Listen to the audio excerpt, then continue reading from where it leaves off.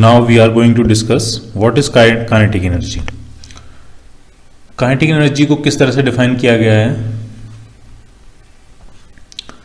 उसको कुछ इस तरह से कहते हैं, kinetic energy is the capacity of a body to do work by virtue of its motion. ठीक है, ये आपको लिख लेना है. Kinetic energy is the capacity of a body to do work by virtue of its motion. अपने motion की वजह से जो उसके अंदर काम करने की, कार्य करने की जो क्षमता होती है, उसी को हम क्या कहते हैं, काइनेटिक एनर्जी. ठीक, capacity of a body to do work by virtue of its motion. ठीक, तो हम ये कहते हैं, मान लिया एक पार्टिकल है वो रेस्ट में है, और एक पार्टिकल मूविंग पार्टिकल है, मान लिया किसी वेलोसिटी v से मूव कर रहा है. ठीक, इसका मास, दोनों का मास सेम है, मान लिया इसका भी मास सेम है और इसका भी मास सेम है. तो ये जो पार्टिकल है, मूविंग पार्टिकल, ये इस जो पार्टिकल रेस्ट में है उससे ज़्यादा एनर्जेटिक है, ज़्यादा एनर्जी है उसके पास. ठीक, तो रेस्ट में पार्टिकल जो है उससे कितनी ज़्यादा एनर्जी है इसके पास, कितनी एक्स्ट्रा एनर्जी है इसके मूवमेंट की वजह से, उसी को हम काइनेटिक एनर्जी कहते हैं. और उसको कैसे डिफाइन किया गया, उसको डिफाइन किया गया half m into v dot v. ठीक है, moving particle has more energy than particle at rest. कितनी एनर्जी उसके पास एक्स्ट्रा, इसके पास भी कुछ एनर्जी होगी, रेस्ट में इसके पास भी कुछ एनर्जी होगी. ठीक है, तो उस रेस्ट वाले पार्टिकल से इसके पास कितनी एनर्जी एक्स्ट्रा है, तो उसी को हम काइनेटिक एनर्जी बोलेंगे. और वो कितनी, half m v dot v. V dot v कितना हो जाएगा, डॉट प्रोडक्ट है, सिंपली मैग्नीट्यूड के स्क्वायर के बराबर होगा, तो ये हो जाएगा हाफ m v स्क्वायर. ठीक है, अब इसकी दो प्रॉपर्टीज होती हैं. पहली प्रॉपर्टी ये है कि काइनेटिक एनर्जी एक स्केलर क्वांटिटी है.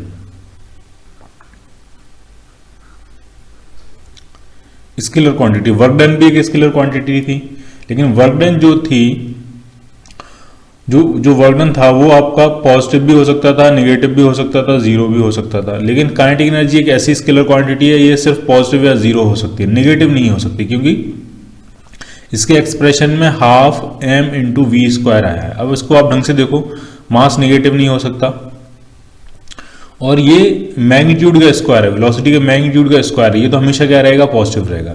इसका मतलब काइनेटिक एनर्जी कभी नेगेटिव नहीं हो सकती. Kinetic energy must be greater than equal to zero, ये हो सकती है. दूसरी चीज, क्या kinetic energy frame of reference पर डिपेंड करेगी? बिल्कुल करेगी. आप समझो जरा, मान लिया एक ऑब्जेक्ट है m मास का, और ये v की स्पीड से मूव कर रहा है. तो हम दो ऑब्जर्वर लेते हैं. एक ऑब्जर्वर आपका ग्राउंड पे रेस्ट में खड़ा हुआ है, ऑब्जर्वर ए.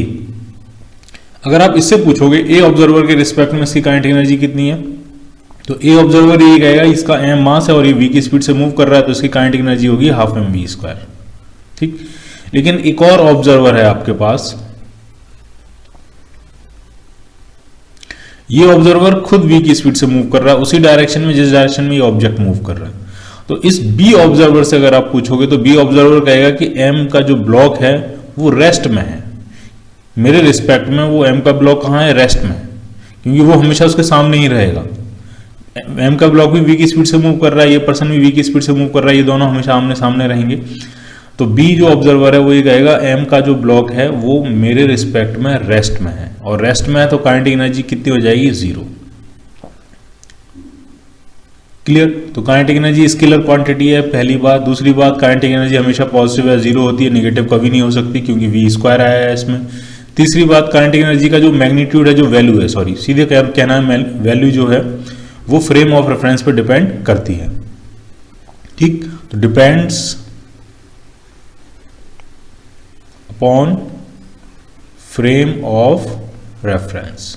किस ऑब्जर्वर के रिस्पेक्ट में आप बात कर रहे हो, उसके रिस्पेक्ट में काइनेटिक एनर्जी अलग अलग होगी. क्लियर है ये? ठीक.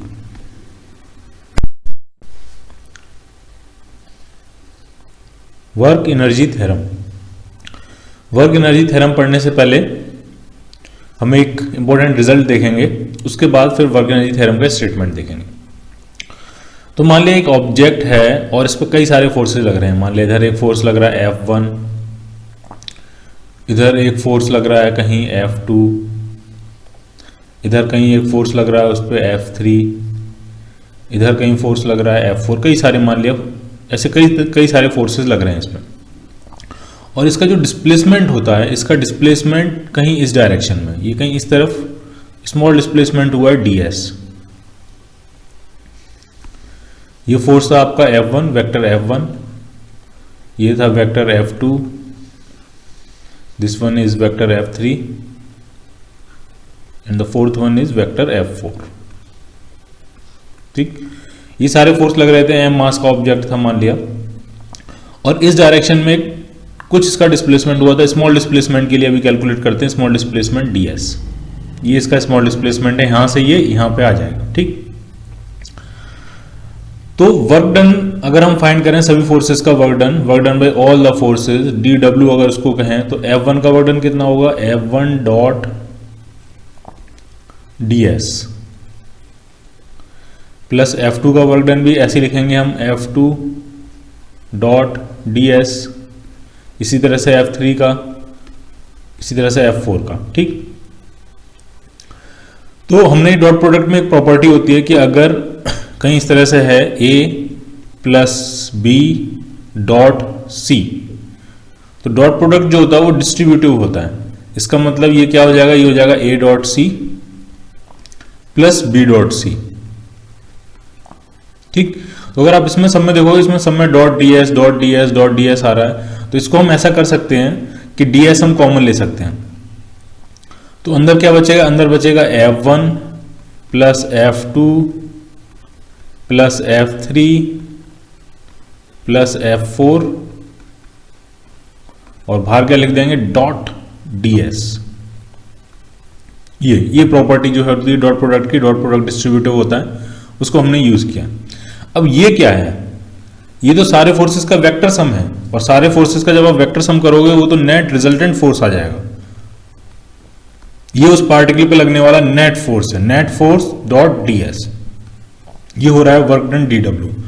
तो इससे आपको ये पता लग रहा है कि इंडिविजुअल फोर्सेस का जो वर्क डन होता है टोटल, वो वही होता है जो कि रिजल्टेंट फोर्स का वर्क डन होता है। Work done by all the forces is equal to work done by resultant force. ठीक, तो ये आपको ध्यान रखना है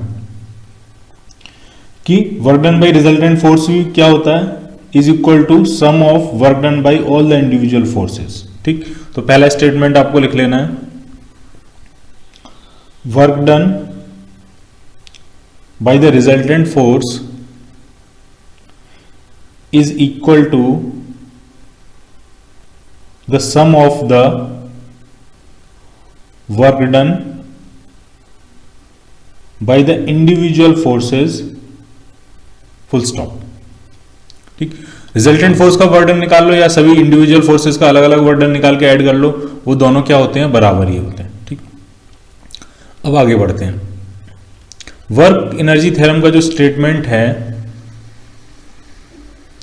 वो क्या है, वो सिंपल है, वो ये है कि work done by all the forces,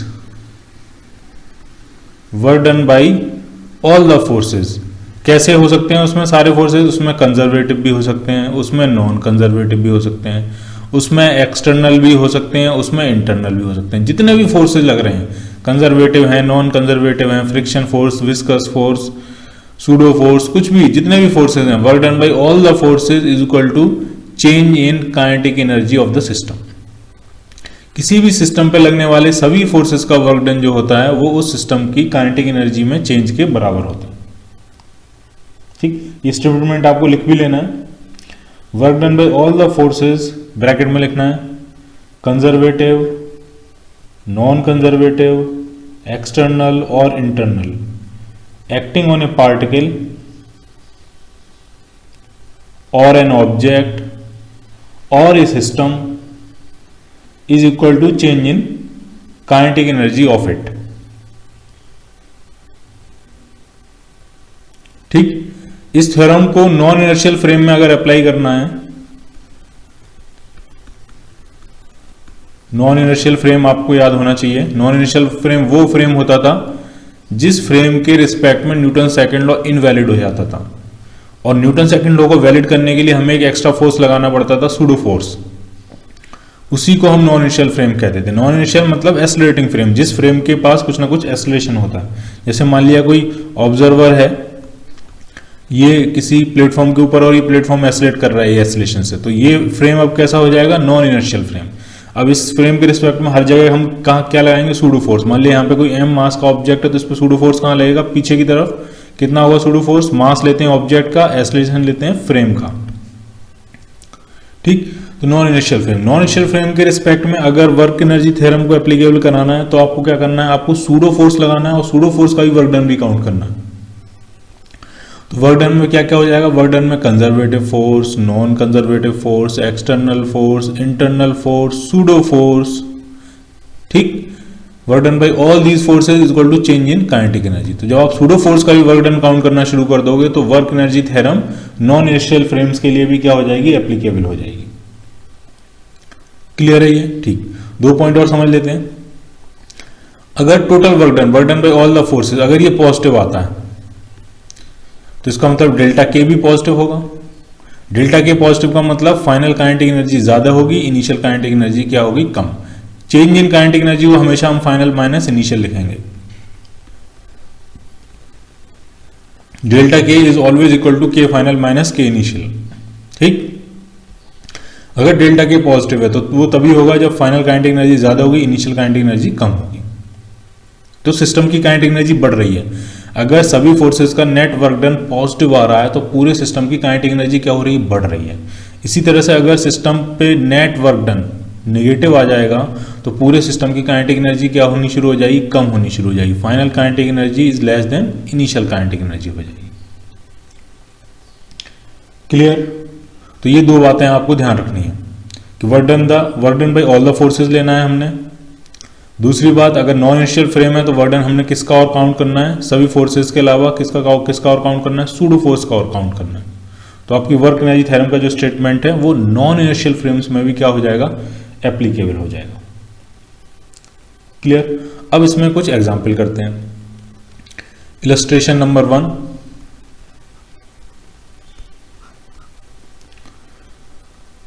कैसे यूज करेंगे वर्क एनर्जी थ्योरम को। मान लिया एक पेंडुलम है जो कि रूफ से हैंग कर रहा है इस तरह से, ये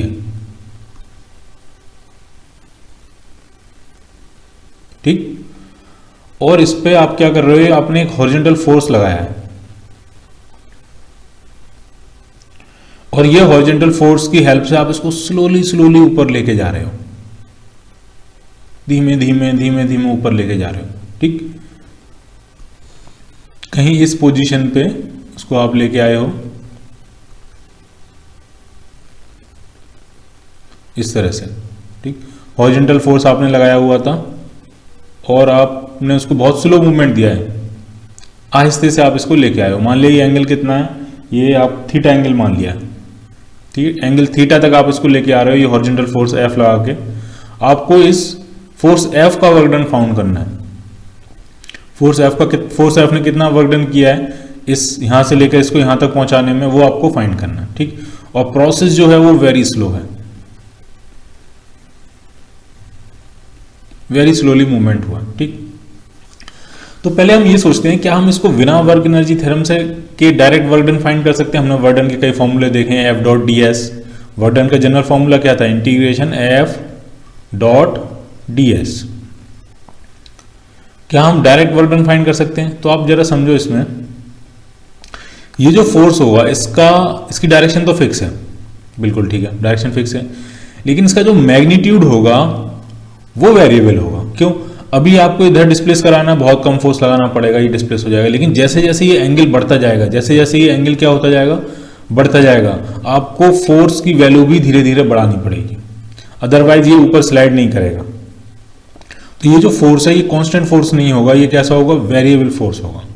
स्टार्टिंग में बहुत कम लगाना पड़ेगा, जैसे जैसे ऊपर की तरफ बढ़ते जाओगे इस फोर्स की वैल्यू बढ़ती जाएगी, और जब ये एंगल 90 डिग्री के करीब पहुंचेगा तब ये फोर्स इन्फिनाइट होगा। हम कैलकुलेट कर सकते हैं इस फोर्स का, ये थीटा पे किस तरह से वेरी कर रहा है, अगर हम चाहें तो हम कैलकुलेट कर सकते हैं। क्या क्या फोर्सेस इस पे लग रहे हैं, इधर लग रहा होगा टेंशन T, ढंग से देखते हैं ना आपको। नीचे की तरफ लग रहा होगा इसका वेट mg, मास m मान लेते हैं। टेंशन टी के दो कंपोनेंट होंगे, एक कंपोनेंट ये होगा थीटा की तरफ टी कॉस थीटा, और एक कंपोनेंट आपका इस तरफ होगा T sine theta, T sine theta. और वेरी स्लो मूवमेंट है, यानी हर इंस्टेंट पे नेट फोर्स ऑलमोस्ट जीरो होगा। बहुत स्लोली आप इसको लेके जा रहे हो, हर इंस्टेंट पे इसका एस्लेशन जीरो होगा, एस्लेट नहीं कर रहा है, एस्लेशन जीरो होगा, हर इंस्टेंट पे नेट फोर्स क्या होगा, जीरो होगा, ऑलमोस्ट जीरो होगा। तो टी कॉस थीटा किसके बराबर होगा, एम जी के बराबर, और एफ इक्वल टू क्या हो जाएगा, टी साइन थीटा। ठीक, साइन थीटा क्या होता है, थीटा के टर्म्स में अगर हम निकालें तो टी की वैल्यू पुट कर देते हैं, यहां से टी की वैल्यू पुट कर देते हैं फर्स्ट इक्वेशन से सेकंड इक्वेशन में। तो टी है आपका m g by cos theta into sine theta, sine theta upon cos theta tan theta. तो जो फोर्स जो हमें अप्लाई करना पड़ेगा वो थीटा पे किस तरह से वेरी कर रहा है, इस तरह से वेरी कर रहा है, एम जी टेन थीटा। अब आप खुद से समझ लो, जब थीटा जीरो था यानी स्ट्रिंग ऑलमोस्ट वर्टिकल थी, पूरी वर्टिकल थी, जब स्ट्रिंग थीटा आपका जीरो था तब हमें फोर्स ऑलमोस्ट जीरो लगाना पड़ेगा। ठीक, और जैसे जैसे थीटा बढ़ता जाएगा फोर्स भी बढ़ता जाएगा, और टेन का आपको ग्राफ पता होना चाहिए, टेन बहुत तेजी से बढ़ता है, ये पाई बाई 2 की लाइन है और टेन बहुत तेजी से बढ़ता है, इस तरह से जाता है। ठीक है, टेन पाई बाई 4 जो होता है वो 1 होता है, ये वैल्यू 1 होगी। और जैसे जैसे एंगल पाई बाई 2 की तरफ बढ़ेगा, टेन एकदम से कहां अप्रोच करता है, इन्फिनिटी अप्रोच करता है। यानी अगर आपको एंगल पाई बाई 2 कर देना है तो फोर्स कितना लगाना पड़ेगा, आपको इन्फिनाइट फोर्स लगाना पड़ेगा। तो ये जो फोर्स है वो किसका फंक्शन है, थीटा का फंक्शन है। ठीक, तो अब आपको उसमें ds वाले कंपोनेंट में रखना पड़ेगा, फिर ds को लिखना पड़ेगा थीटा के टर्म्स में, फिर इंटीग्रेट करना पड़ेगा, थोड़ा कॉम्प्लिकेटेड काम है। ठीक, अगर हम इसको वर्क एनर्जी थ्योरम से निकालें तो ये बहुत ईजी है। इस पे कौन कौन से फोर्स लग रहे हैं, एक तो लग रहा है टेंशन, या यहां पे मैंने दिखाए हुए हैं, एक लग रहा है टेंशन, एक लग रहा है फोर्स F, एक लग रहा है mg। तो हम स्टेटमेंट क्या लिखेंगे, वर्क एनर्जी थ्योरम का स्टेटमेंट दूसरे कलर से लिखते हैं, work done by all the forces. तो कौन कौन सा force, work done by tension plus work done by force F plus work done by mg, उसका weight is equal to change in kinetic energy. Simple, change in kinetic energy कितना है, तो वो zero है। क्यों, क्योंकि प्रोसेस वेरी स्लो है। ठीक है, हम उसको एस्लेट नहीं करा रहे हैं, उसके अंदर कोई अप्रिशिएबल काइनेटिक एनर्जी नहीं आएगी, हम इसको बहुत धीमे धीमे धीमे धीमे धीमे लेके जा रहे हैं, तो चेंज इन काइनेटिक एनर्जी क्या होगा, जीरो। टेंशन का वर्क डन, ये हमने देखा था, टेंशन हमेशा क्या लगता है, डिस्प्लेसमेंट के 90 डिग्री एंगल पे लगता है। इसका जो मोशन होगा वो सर्कुलर जैसा होगा, एक आर्क में मूव करेगा ये, तो टेंशन हमेशा क्या लग रहा होगा, उसके 90 डिग्री एंगल पे लग रहा होगा डिस्प्लेसमेंट के। तो टेंशन का वर्क डन कितना हो जाएगा, जीरो। फोर्स F का वर्क डन हमको फाइंड करना है, mg का वर्क डन कितना होगा, तो देखो mg का वर्क डन के लिए आप समझ लो सीधी सी बात, mg फोर्स हमेशा कहां लगता है, नीचे की तरफ, mg। ठीक, तो अगर डिस्प्लेसमेंट नीचे की तरफ हो रहा है h, तो वर्क डन बाई mg जो होगा वो mgh के बराबर होगा, फोर्स इनटू डिस्प्लेसमेंट, क्योंकि जिधर फोर्स लग रहा है उधर ही डिस्प्लेसमेंट हो रहा है, वर्क डन कितना हो जाएगा, mgh। और अगर वर्टिकल डिस्प्लेसमेंट ऊपर की तरफ है h, तो वर्क डन बाई mg कितना होगा, माइनस mgh। यानी mg के केस में हमेशा हम वर्टिकल डिस्प्लेसमेंट ढूंढेंगे, वर्टिकल डिस्प्लेसमेंट नीचे की तरफ है तो प्लस mgh, ऊपर की तरफ है तो माइनस mgh। mg फोर्स है और h क्या है, डिस्प्लेसमेंट है। ठीक, तो इस केस में जो वर्टिकल डिस्प्लेसमेंट है वो ऊपर की तरफ है, कितना है जरा ये फाइंड करते हैं। तो ये है लाइन, हॉरिजॉन्टल लाइन, इतना डिस्प्लेसमेंट उसने ऊपर की तरफ लिया है, यहां से जब ये बॉल यहां तक पहुंची है तो कितना डिस्प्लेसमेंट ऊपर की तरफ लिया है, इतना। ये होगा कितना, तो अगर स्ट्रिंग की लेंथ हम L मान लेते हैं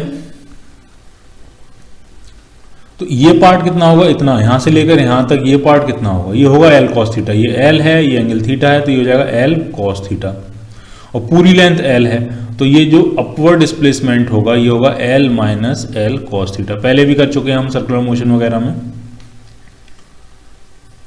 तो वर्क डन बाई mg, तो वो होगा माइनस mgh, और h कितना है, h है आपका L minus L cos theta,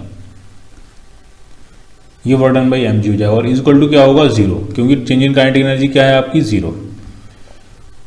तो work done by force F आ गया आपका, कितना आ गया, वो किसके बराबर है, mgl 1 माइनस cos थीटा के बराबर। क्लियर? कोई इंटीग्रेशन नहीं, कोई वेरिएशन नहीं, डायरेक्ट आपको आंसर मिला वर्क एनर्जी थ्योरम से। ठीक है, तो इस तरह से हम वर्क एनर्जी थ्योरम क्या करते हैं, यूज करते हैं। वर्क डन बाय जितने भी फोर्सेज हैं सारे फोर्सेज दिखाओ, सबका वर्णन लिखो और इक्वल टू किसके बराबर रख दो, चेंज इन काइनेटिक एनर्जी के बराबर। क्लियर? एक और इंपॉर्टेंट इलस्ट्रेशन देखते हैं वर्क एनर्जी थ्योरम का। ठीक है, और ये काफी इंपॉर्टेंट है, इसको आपको बहुत ढंग से समझना है। इसका जो रिजल्ट आएगा वो काफी यूजफुल है, वो आपको ऐसे फॉर्मूले की तरह याद भी रखना है। एक m मास का पार्टिकल है या एक m मास का ब्लॉक है, उसको एक रफ सरफेस है और ये रैंडम सरफेस है, रैंडम इसकी शेप है। ठीक है, और उस पर उसको खींच के लेके जाया जा रहा है। ठीक है, कोई हिल जैसा है, अब हिल इसको स्लोली खींच के लेके जा रहे हैं इसको, वेरी स्लो मूवमेंट है। जो फोर्स इसको खींच के लेके जा रहा है वो हमेशा टेंजेंशियली लगता है और वो कांस्टेंट नहीं होगा, क्योंकि वो स्लो लेके जाना है तो कभी ज्यादा फोर्स की जरूरत पड़ेगी, जब एकदम से खड़ी चढ़ाई आ जाएगी तब ज्यादा फोर्स की जरूरत पड़ेगी, जब स्लोप ऑलमोस्ट हॉरिजॉन्टल होगा तब कम फोर्स की जरूरत पड़ेगी। तो डेफिनेटली ये जो फोर्स होगा ये वेरिएबल होगा और इसकी डायरेक्शन भी चेंज होगी, क्योंकि इसको हमेशा कहां लगना है, टेंजेंट के अलोंग लगना है। तो कभी टेंजेंट की कुछ और डायरेक्शन है, कभी टेंजेंट की कुछ और डायरेक्शन है, वो टेंजेंशियली लग रहा है और आहिस्ते आहिस्ते से इस ब्लॉक को ऊपर की तरफ खींच के लेके जा रहा है। ठीक, हाइट कितनी है, हाईएस्ट पॉइंट की हाइट कितनी है, h, और ये जो बेस है इसकी लेंथ कितनी है, l, और सरफेस का फ्रिक्शन कोएफिशिएंट कितना दिया है आपको, म्यू। क्वेश्चन में आपसे यही पूछा है कि work done by force F कितना होगा। ठीक, तो दो चीजें आपको समझनी चाहिए कि इसमें ये जो फोर्स F है इसकी डायरेक्शन भी वेरिएबल है और इसका मैग्नीट्यूड भी वेरिएबल है। जब सरफेस हॉरिजॉन्टल होगी तब कम फोर्स की जरूरत पड़ेगी, जब सरफेस वर्टिकल होगी तब फोर्स की आपको ज्यादा जरूरत पड़ेगी। ठीक है, जैसे कि जब ये यहाँ पे खींच के लाया होगा तब उसको ज्यादा फोर्स की जरूरत पड़ी होगी, फिर जब यहाँ पे मूव करा रहा होगा तब कम फोर्स की जरूरत पड़ेगी। ठीक है, तो work done by force F आपको फाइंड करना है। कौन कौन से फोर्सेस पे लग रहे होंगे, अगर हम बनाएं जरा शो करें यहाँ पे, तो एक तो इस पे mg लग रहा होगा नीचे की तरफ, सरफेस से नॉर्मल रिएक्शन लग रहा होगा और फ्रिक्शन लग रहा होगा पीछे की तरफ, क्योंकि सरफेस क्या है आपकी, रफ है। ये mg का फोर्स है, ये नॉर्मल रिएक्शन है और ये फ्रिक्शन फोर्स है। और कौन सा फ्रिक्शन फोर्स लगेगा, काइनेटिक, क्योंकि एक्चुअल में मूवमेंट हो रहा है। तो वर्क एनर्जी थ्योरम का स्टेटमेंट क्या कहता है कि work done by all the forces, यानी work done by F plus work done by normal reaction plus work done by mg plus work done by friction, kinetic friction, must be equal to change in kinetic energy. और process जो है वो very slow है।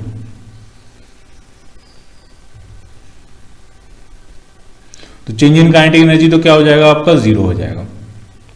ठीक, normal reaction का work done, तो normal reaction हमने देखा था हमेशा डिस्प्लेसमेंट के परपेंडिकुलर लगता है, तो नॉर्मल रिएक्शन का वर्क डन भी क्या हो जाएगा, जीरो हो जाएगा। जैसे टेंशन का वर्क डन जीरो होता है वैसे ही नॉर्मल रिएक्शन का वर्क डन जीरो हो जाएगा यहाँ पे। ठीक, mg का वर्क डन, तो mg के लिए हमेशा हम क्या देखते हैं कि वर्टिकल डिस्प्लेसमेंट कितना हुआ है। तो जब इसने ब्लॉक ने यहां से चलना शुरू किया होगा और जब ये फाइनली यहां तक पहुंचेगा तो ये कितना ऊपर पहुंच गया, ये h हाइट इसने कवर की है, फोर्स लग रहा है mg नीचे की तरफ, डिस्प्लेसमेंट हो रहा है ऊपर की तरफ, तो वर्क डन क्या होगा, वर्क डन होगा निगेटिव, और कितना होगा, माइनस mgh।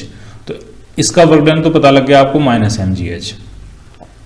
ठीक, अब सिर्फ बचा इसका काइनेटिक फ्रिक्शन का वर्क डन कितना होगा, हमें ये फाइंड करना बचा है। ठीक, तो मान लिया इसने थोड़ा सा स्मॉल डिस्प्ले, अगर हम यहाँ पे थोड़ा सा हिस्सा लें इसके मूवमेंट का, स्मॉल पार्ट लेते हैं ds, तो किसी भी कर्व्ड पाथ का अगर आप वेरी स्मॉल एलिमेंट लोगे तो वो ऑलमोस्ट क्या होता है, स्ट्रेट लाइन।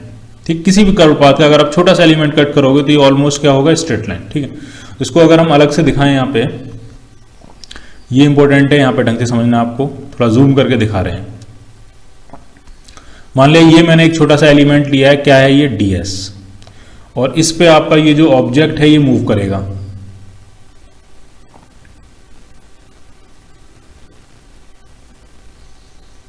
ठीक है, काइनेटिक फ्रिक्शन कहां लग रहा होगा, पीछे की तरफ, मूवमेंट कहां हो रहा है, आगे की तरफ।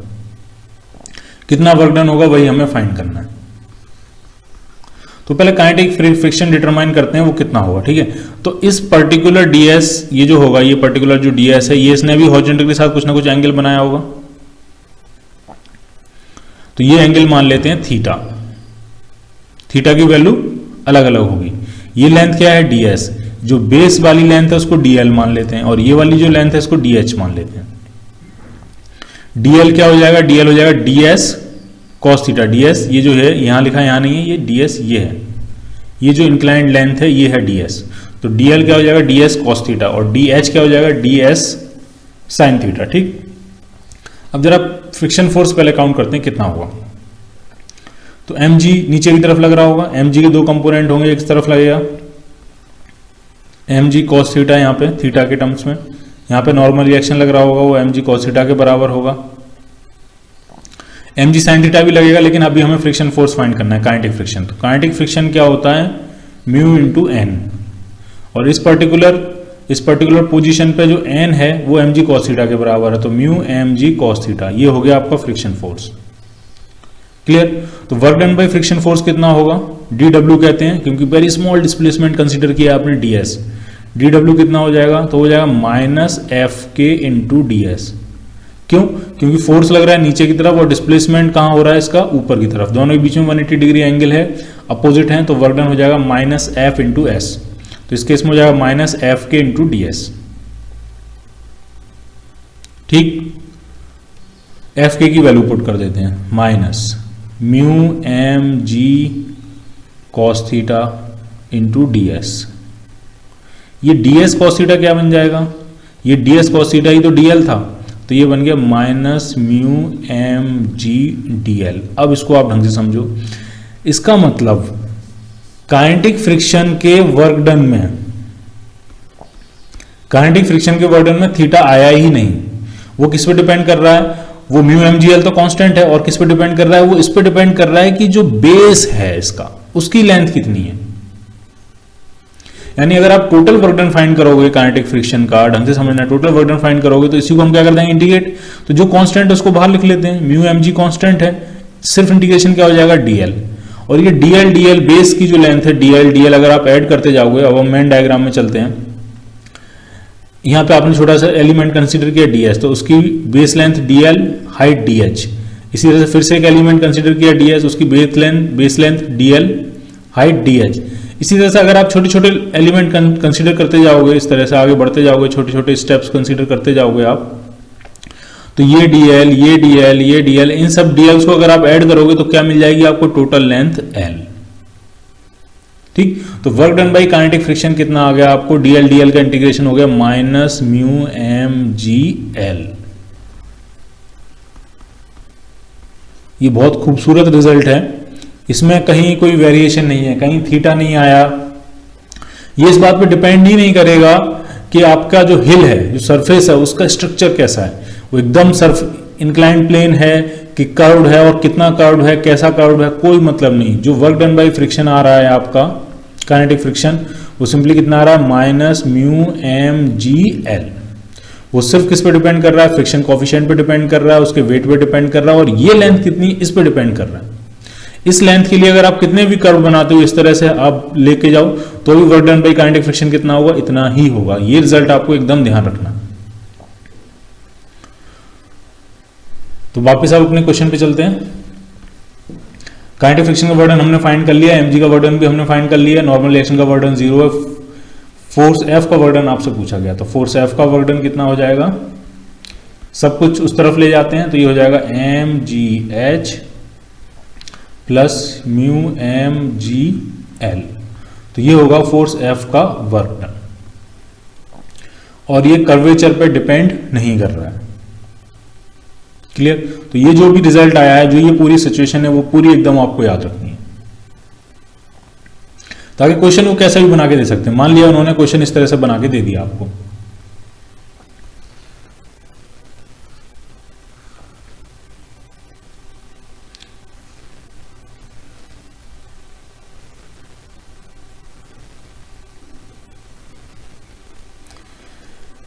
इंक्लाइन प्लेन है, वो बहुत ज्यादा वेरिएशन है उसमें, कुछ इंक्लिनेशन है थीटा 1 का, फिर यहाँ पे ये जो इंक्लिनेशन आया दूसरे पार्ट का, ये θ2 इंक्लिनेशन है, इसका जो इंक्लिनेशन है वो θ3 है, मान लिया इसका इंक्लिनेशन θ4 है, इसका इंक्लिनेशन आपको दिया है θ5 और सारी लेंथ दी है आपको। ठीक है, मान लिया ये डिस्टेंस दी है S1, ये डिस्टेंस दी है S2, ये डिस्टेंस दी है S3, ये डिस्टेंस दी है S4, ये डिस्टेंस दी है S5। फ्रिक्शन कोफिशिएंट सब जगह म्यू है। अब कह रहे हैं एक ऑब्जेक्ट को हम स्लाइड कराते हुए लेके जा रहे हैं स्लोली, ए पॉइंट से हमें इसको बी पॉइंट तक लेके जाना है। ठीक, तो यहां पे कुछ फोर्स लग रहा होगा F1, स्लोली स्लाइड करा रहे हैं, यहां पे कुछ और फोर्स लग रहा होगा, यहां कुछ और लग रहा होगा, यहां कुछ और लग रहा होगा, यहां कुछ और लग रहा होगा। आपको टोटल वर्क डन पूछा है। ये जो फोर्स F है जो कि इसको स्लाइड करा के ले जा रहा है, इसका टोटल वर्क डन आपको फाइंड करना है। तो सिर्फ और सिर्फ आपको क्या चाहिए, आपको सिर्फ और सिर्फ ये लेंथ चाहिए और ये क्या चाहिए, हाइट चाहिए, और ये फॉर्मूला डायरेक्ट आपको यूज कर लेना। तो work done by force F अगर हम इस केस में निकालें तो ढंग से देखते जाना है, कितना होगा mgh प्लस म्यू mgl। बस अब हमारा टारगेट सिर्फ हमें क्या फाइंड करना है, हमें ये L फाइंड करना है और H फाइंड करना है। तो आप देखते जाओ H कैसे फाइंड करेंगे। H क्या होगी, इसकी वर्टिकल हाइट प्लस इसकी वर्टिकल हाइट प्लस इस सबकी वर्टिकल हाइट अगर हम ऐड कर देंगे तो आपको क्या मिल जाएगा, H मिल जाएगा। इसकी वर्टिकल हाइट कितनी होगी, तो वो होगी S1 sin θ1। इस पार्ट में वर्टिकल हाइट कितनी होगी, S2 sin θ2। इसी तरह से सारे ऐड करते जाएंगे और लास्ट वाला होगा S5 sin θ5। ये हो जाएगी total vertical height. Clear. Horizontal length कितनी होगी, तो इसकी लेंथ होगी S1 cos θ1, इसकी होगी S2 cos θ2। तो समेशन ले सकते हैं SI cos θi, I from 1 to 5। तो ये हो जाएगी हॉरिजॉन्टल लेंथ। बस ये दोनों वैल्यू इस फॉर्मूले में पुट कर देनी और आपको आंसर मिल जाएगा। क्लियर। तो ये काफी इंपॉर्टेंट इलस्ट्रेशन था वर्क एनर्जी थ्योरम का और इसको आपको बिल्कुल। Now we are going to discuss about potential energy. What is potential energy, how it is defined, and for what kind of forces potential energy is defined, all those things। तो सबसे पहला जो statement है, potential energy क्या होती है। ठीक, तो हमने पहले भी पढ़ा हुआ है। पोटेंशियल एनर्जी क्या होती है, it is the energy possessed by a body or a system। it is the energy possessed by a system by virtue of its position or configuration। किसी भी सिस्टम के कॉन्फ़िगरेशन, किसी भी सिस्टम के orientation, किसी भी सिस्टम की position की वजह से जो सिस्टम के अंदर एनर्जी होती है उसी को हम क्या कहते हैं, पोटेंशियल एनर्जी। ठीक, सिस्टम की जो कैपेसिटी होती है वर्क करने की, उसके ओरिएंटेशन की वजह से, उसके स्टेट की वजह से, उसके पोजीशन की वजह से, उसी को हम क्या कहते हैं, पोटेंशियल एनर्जी। जैसे एक स्प्रिंग है, स्प्रिंग आपने कंप्रेस करके रखी हुई है, तो उसके इस कॉन्फ़िगरेशन की वजह से, उसके इस पोजीशन की वजह से, उसकी इस स्टेट की वजह से, इसमें कोई मूवमेंट तो है नहीं, सिर्फ उसका ओरिएंटेशन है, सिर्फ उसका कॉन्फ़िगरेशन है, सिर्फ उसकी स्टेट है, उसकी वजह से उसके अंदर कुछ वर्क करने की कैपेसिटी है। अगर उसको रिलीज किया जाए, तो वो एक ब्लॉक को पुश करके लेके जा सकती है। ठीक, तो उसके स्टेट की वजह से जो कैपेसिटी होती है वर्क करने की, उसी को हम क्या कहते हैं, पोटेंशियल एनर्जी। पोटेंशियल है उसके अंदर काम करने का, अभी काम कर नहीं रही है, एनर्जी जो है वो एक्सप्रेस्ड नहीं है, लेकिन वो पोटेंशियल फॉर्म में कहीं स्टोर है, उसके अंदर पोटेंशियल है वर्क करने का। ठीक, तो उसी को हम क्या कहते हैं, पोटेंशियल एनर्जी। ठीक, तो सबसे पहला पॉइंट आपको ये समझना है कि पोटेंशियल एनर्जी सिर्फ कंजर्वेटिव फोर्स फील्ड्स के लिए डिफाइन होती है। जो फोर्सेस कंजर्वेटिव होते हैं सिर्फ उन्हीं के लिए पोटेंशियल एनर्जी डिफाइन होती है। जैसे कि ग्रेविटेशनल फोर्स कंजर्वेटिव फोर्स है, उसके लिए पोटेंशियल एनर्जी डिफाइन होती है gravitational potential energy. Spring force conservative force है, उसके लिए पोटेंशियल एनर्जी डिफाइन होगी स्प्रिंग पोटेंशियल एनर्जी या elastic potential energy, more general term. Elastic force एक कंजर्वेटिव फोर्स होता है, तो उसके लिए जो पोटेंशियल एनर्जी डिफाइन होती है, क्या नाम देते हैं हम उसको, इलास्टिक पोटेंशियल एनर्जी। इसी तरह से इलेक्ट्रोस्टैटिक फोर्स, इलेक्ट्रिक फोर्स, वो भी कंजर्वेटिव फोर्स है, तो उसके लिए डिफाइन करते हैं हम electrostatic potential energy.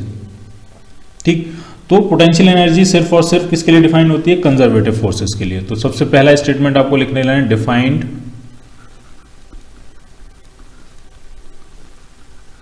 Only for conservative forces. ठीक, और किस तरह से रिलेशन होता है पोटेंशियल एनर्जी का फोर्स के साथ, किस तरह से रिलेशन होता है? तो पोटेंशियल एनर्जी को अगर आप यू से रिप्रेजेंट करते हैं तो जो कंजर्वेटिव फोर्स होता है वो होता है minus d u by d are,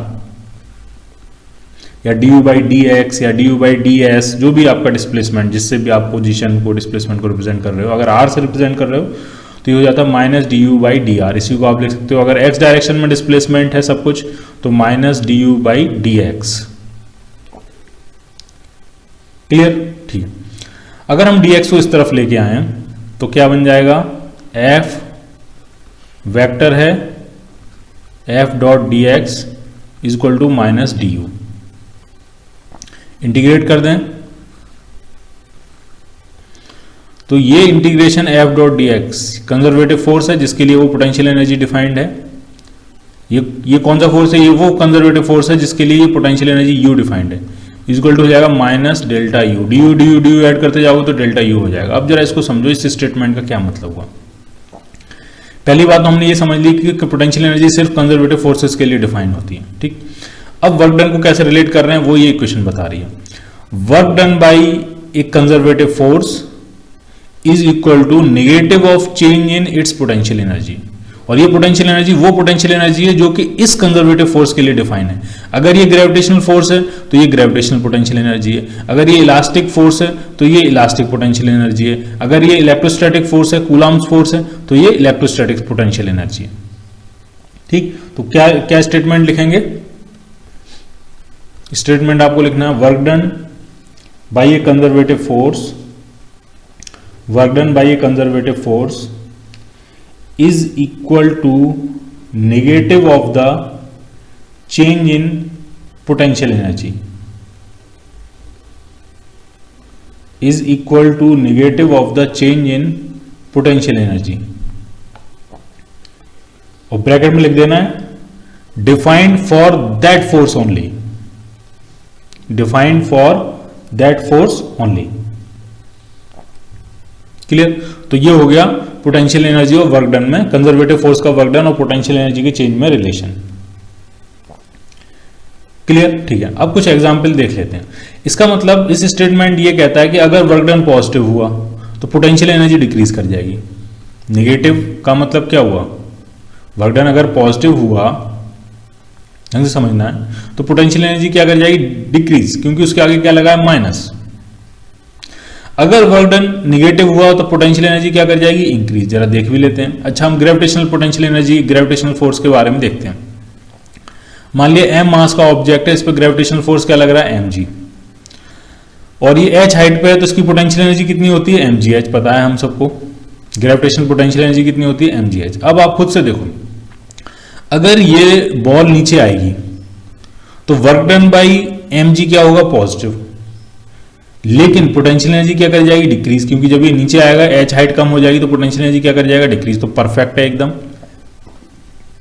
अगर कंजर्वेटिव फोर्स पॉजिटिव वर्क करेगा तो सिस्टम की पोटेंशियल एनर्जी डिक्रीज करेगी। अगर कंजर्वेटिव फोर्स निगेटिव वर्क करेगा, निगेटिव कब करेगा? जब हम इसको ऊपर खींच के लेके जाएंगे।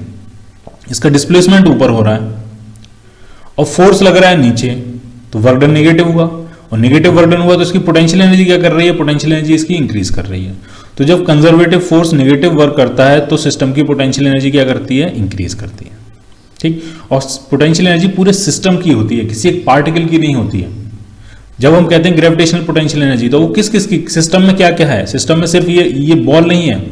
ग्रेविटेशनल पोटेंशियल एनर्जी जब हम कहते हैं तो उसमें आपकी ये बॉल और उसके साथ ये पूरी अर्थ होती है, कंप्लीट अर्थ, ये है पूरा सिस्टम। और इसमें ये जो इंटरनल फोर्स लग रहा है, ग्रेविटी का फोर्स, अर्थ ने उस बॉल पे लगाया है, बॉल ने उस अर्थ पे लगाया है, ये जो फोर्स है ये है आपका कंजर्वेटिव फोर्स। और पोटेंशियल एनर्जी डिफाइन होती है इस पूरे सिस्टम के लिए। तो जो पोटेंशियल एनर्जी इंक्रीज हो रही है तो किसकी एनर्जी इंक्रीज हो रही है? तो वो हो रही है इस बॉल प्लस अर्थ सिस्टम की एनर्जी इंक्रीज हो रही है। सिर्फ बॉल की पोटेंशियल एनर्जी ऐसा कोई चीज नहीं है। ठीक, पोटेंशियल एनर्जी हमेशा किसके लिए डिफाइन होती है? एक सिस्टम के लिए डिफाइन होती है। ग्रेविटेशनल पोटेंशियल एनर्जी के सिस्टम में ध्यान रखना है, फोर्स ऑफ ग्रेविटी मतलब अर्थ भी उसके अंदर क्या है? शामिल है। ठीक, तो एक स्टेटमेंट ये आपको समझ में आना चाहिए। जब कंजर्वेटिव फोर्स पॉजिटिव वर्क करते हैं सिस्टम की पोटेंशियल एनर्जी डिक्रीज करती है। एक और एग्जांपल ले सकते हैं, अगर आपको कूलम्ब्स लॉ के बारे में कोई इन्फॉर्मेशन हो थोड़ी सी, तो मान लिया ये दो फोर्सेज हैं, दो चार्जेस हैं, एक चार्ज है प्लस क्यू, एक चार्ज है माइनस क्यू, तो इनके बीच में फोर्स कैसा लगेगा? अट्रैक्शन का फोर्स लगेगा, कूलम्ब्स फोर्स अट्रैक्शन का फोर्स लगेगा। अब आप देखो इसकी पोटेंशियल एनर्जी कैसे डिफाइन है। इसकी पोटेंशियल एनर्जी का फॉर्मूला होता है माइनस के क्यू वन, इसको Q1 कह देते हैं, इसको Q2 कह देते हैं, Q1 Q2 by are. Minus इसलिए आया है क्योंकि एक चार्ज क्या है? नेगेटिव है, एक चार्ज क्या है? पॉजिटिव है। क्लियर? ठीक है। और ये इस पे इलेक्ट्रोस्टैटिक फोर्स लग रहे हैं। अब अगर हम इनको पास आने दें, दोनों चार्जेस को क्या आने दें? पास आने दें।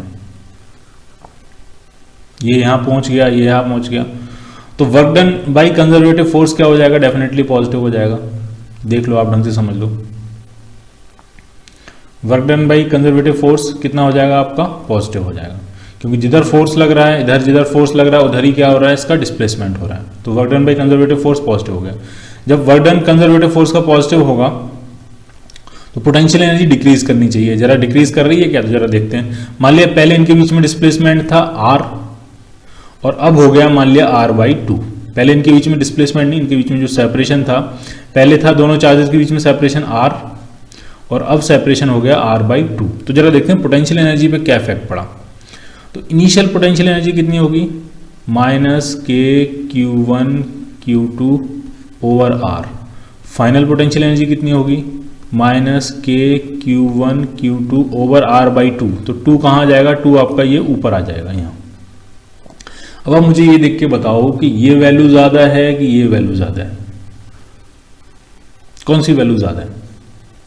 ठीक है, और इजी कर देते हैं। ये जो पूरा k q one q two upon r है, इसको अगर मैंने कह दिया मान लिया ये 4 है, कुछ भी वैल्यू दे देते हैं, मान लिया 4 है, तो ये जो 2 times k q one q two by r है, तो ये क्या हो जाएगा? 8। यानी अगर इनिशियल पोटेंशियल एनर्जी आपकी -4 है तो फाइनल पोटेंशियल एनर्जी क्या है? -8। अब आप मुझे बताओ -4 से -8 पहुंच रहे हैं, क्या हो रहा है? इंक्रीज हो रहा है कि डिक्रीज हो रहा है? ये डिक्रीज हो रहा है। ठीक, ये क्या हो रहा है? डिक्रीज हो रहा है। तो जब कंजर्वेटिव फोर्सेज ने पॉजिटिव वर्क किया तो पोटेंशियल एनर्जी क्या कर गई? आपकी डिक्रीज कर गई। यही तो हम पढ़ रहे हैं। ठीक है, तो ये आपको एकदम ध्यान रखना है। Work done by conservative forces अगर पॉजिटिव होता है तो पोटेंशियल एनर्जी डिक्रीज हो जाती है। Work done by conservative forces negative होता है तो पोटेंशियल एनर्जी क्या हो जाती है? इंक्रीज हो जाती है। क्लियर? और पोटेंशियल एनर्जी पूरे सिस्टम के लिए डिफाइंड होती है, इंडिविजुअल पार्टिकल के लिए नहीं होती है। ठीक, अच्छा, एक और इंपॉर्टेंट पॉइंट इसमें डिस्कस कर लेते हैं। पोटेंशियल एनर्जी के लिए हम एक रेफरेंस पॉइंट लेते हैं। किस रेफरेंस पॉइंट के रिस्पेक्ट में? जैसे कि समझो आप, अगर अर्थ की सरफेस आपका रेफरेंस पॉइंट है, तो अर्थ की सरफेस से h हाइट पे अगर कोई ऑब्जेक्ट है तो उसकी पोटेंशियल एनर्जी हम क्या लिख देते हैं? mgh। ठीक, लेकिन अगर आपने अर्थ की सरफेस को रेफरेंस नहीं लिया, आपने रेफरेंस जो लिया वो उस पार्टिकल और अर्थ की सरफेस के बीच में कहीं लिया, मान लिया ये आपने रेफरेंस लिया, तो हाइट तो अब सिर्फ कितनी बचेगी? h/2। तो इस रेफरेंस के रिस्पेक्ट में इसकी जो पोटेंशियल एनर्जी हो जाएगी वो हो जाएगी mgh/2। तो पोटेंशियल एनर्जी इस बात पर डिपेंड करती है कि जो रेफरेंस है, जो बेस है आपका, वो आपने कहां लिया है। रेफरेंस पॉइंट हम कैसे लेते हैं? मतलब रेफरेंस पॉइंट आप जहां भी लोगे, रेफरेंस पे जब पार्टिकल होता है, रेफरेंस पे जब सिस्टम होता है, तो उसकी पोटेंशियल एनर्जी हम क्या मानते हैं? 0। ठीक है, तो पोटेंशियल एनर्जी किस पे डिपेंड करती है? रेफरेंस पे डिपेंड करती है। अगर हम ग्रेविटेशनल पोटेंशियल एनर्जी की बात करें तो अगर ये mgh, ये तो अप्रोक्सीमेट फॉर्मूला होता है। अगर हम एग्जैक्ट फॉर्मूले की बात करें तो एग्जैक्ट फॉर्मूला ये होता है, आगे ग्रेविटेशन में भी पढ़ेंगे। मान लिया एक मास है m1 और एक मास है आपका m2, और इनके बीच का अभी सेपरेशन क्या है? r। तो जो ग्रेविटेशनल पोटेंशियल एनर्जी डिफाइंड है वो इस तरह से डिफाइंड है -g m1 m2/r। ठीक, इलेक्ट्रोस्टैटिक पोटेंशियल एनर्जी किस तरह से डिफाइंड है? तो मान लिया एक चार्ज है Q1, एक चार्ज है Q2, और इनके बीच का सेपरेशन है r। तो इलेक्ट्रोस्टैटिक पोटेंशियल एनर्जी कैसे डिफाइन है? तो वो है k Q1 Q2/r। k और g एक कांस्टेंट है यहाँ पे। ये है इलेक्ट्रोस्टैटिक पोटेंशियल एनर्जी का फॉर्मूला, ये है ग्रेविटेशनल पोटेंशियल एनर्जी का फॉर्मूला। अगर इलास्टिक पोटेंशियल एनर्जी का भी फॉर्मूला अगर हम यहीं देखें तो मान लिया स्प्रिंग है और स्प्रिंग के अंदर इलोंगेशन या कंप्रेशन x है, अपनी मीन पोजीशन से कितना इलोंगेट कर रखा है आपने इसको x। तो जो इलास्टिक पोटेंशियल एनर्जी है उसका फॉर्मूला है हाफ के एक्स स्क्वायर। अब इलोंगेशन हो या कंप्रेशन हो, जब एक्स स्क्वायर कर दोगे तो प्लस एक्स रखो या माइनस एक्स रखो, एक ही बात आनी। तो ये तीनों फॉर्मूले, ठीक। हम पहले दो फॉर्मूले की बात करते हैं। इन दोनों केसेस में रेफरेंस क्या लिया जाता है? तो मैंने क्या बताया, रेफरेंस वो स्टेट होती है जिस स्टेट में सिस्टम की पोटेंशियल एनर्जी क्या होती है, जीरो। अब आप मुझे ये बताओ यहाँ पे देख के, अगर पोटेंशियल एनर्जी जीरो करनी है आपको तो आर क्या होना चाहिए? आर डेफिनेटली क्या होना चाहिए? इन्फिनिटी। इस केस में भी पोटेंशियल एनर्जी जीरो करनी है तो आर क्या होना चाहिए? आर होना चाहिए इन्फिनिटी। इसका मतलब रेफरेंस हमने लिया इन्फिनाइट। जब दो पॉइंट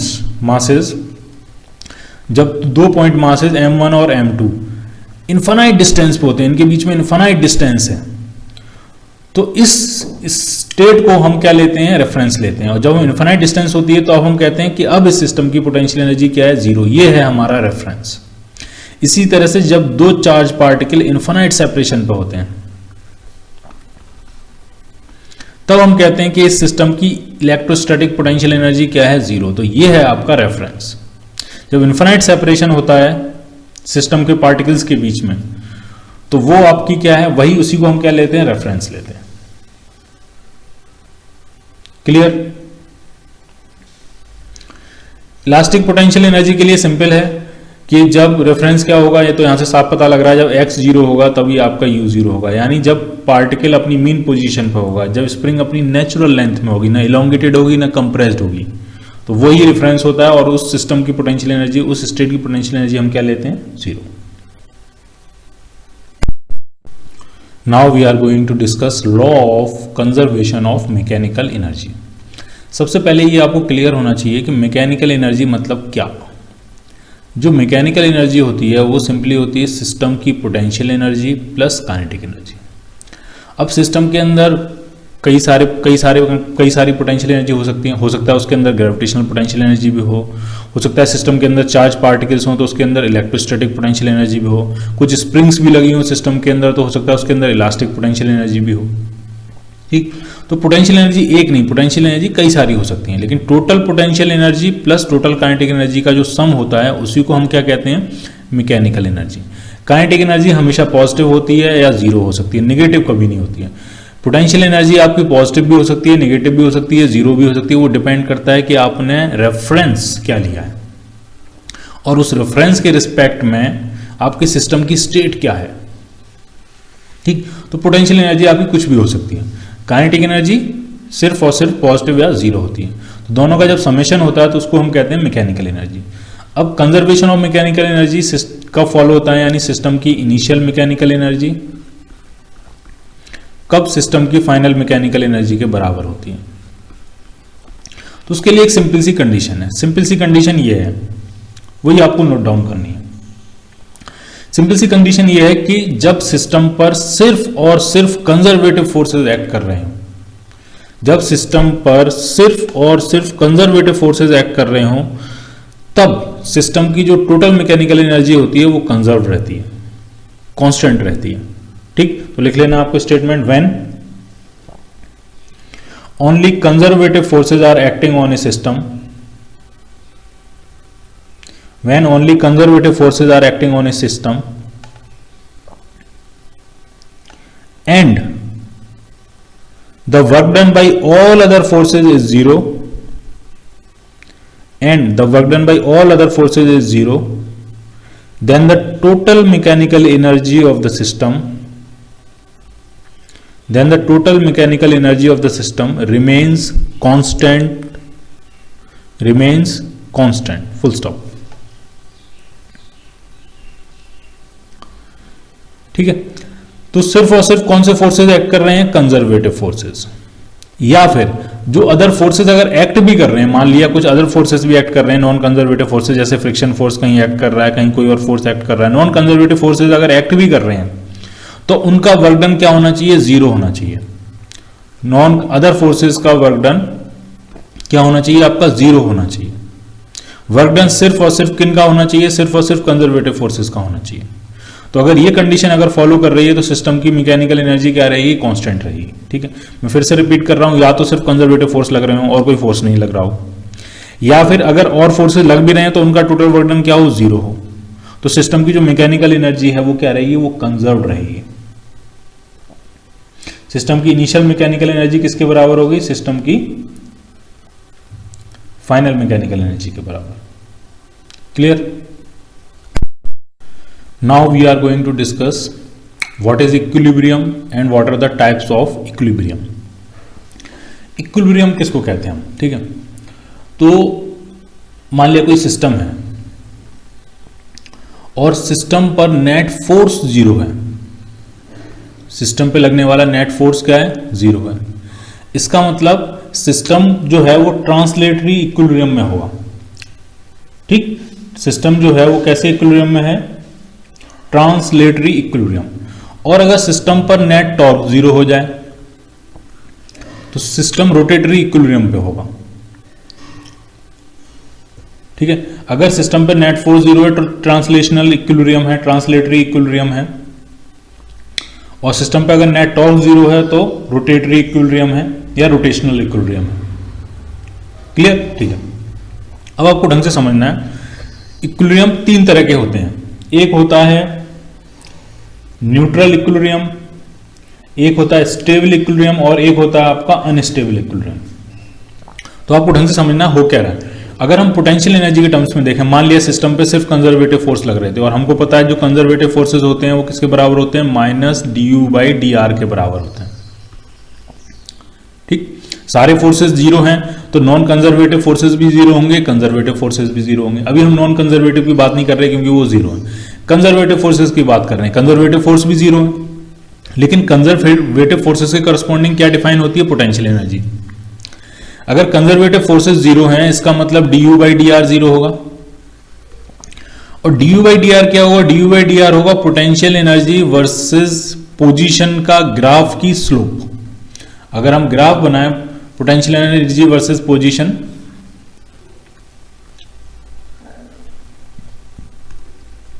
ये पोजीशन है, ये पोटेंशियल एनर्जी है, तो मान लिया कैसा भी ग्राफ हो सकता है वो आपका, मान लिया इस तरह का ग्राफ है।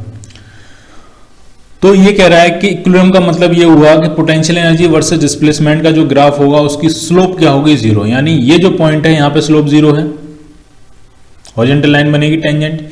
इस पॉइंट पे स्लोप जीरो है, यहां पे हॉरिजॉन्टल लाइन बनेगी टेंजेंट। यानी ये दोनों जो पॉइंट्स हैं वो इक्विलिब्रियम के पॉइंट हैं, क्योंकि यहां पे du/dr जीरो, du/dr जीरो होगा तो कंजर्वेटिव फोर्सेस भी क्या होंगे, जीरो होंगे। Non conservative forces already zero हैं।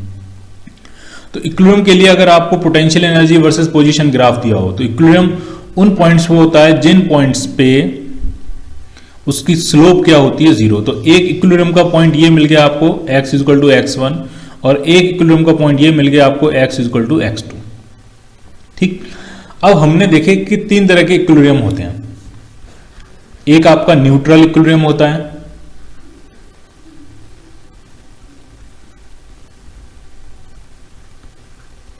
दूसरा आपका स्टेबल इक्विलिब्रियम होता है, तीसरा आपका अनस्टेबल इक्विलिब्रियम होता है, और एक और स्पेशल पॉइंट होता है वो हम बाद में पढ़ेंगे।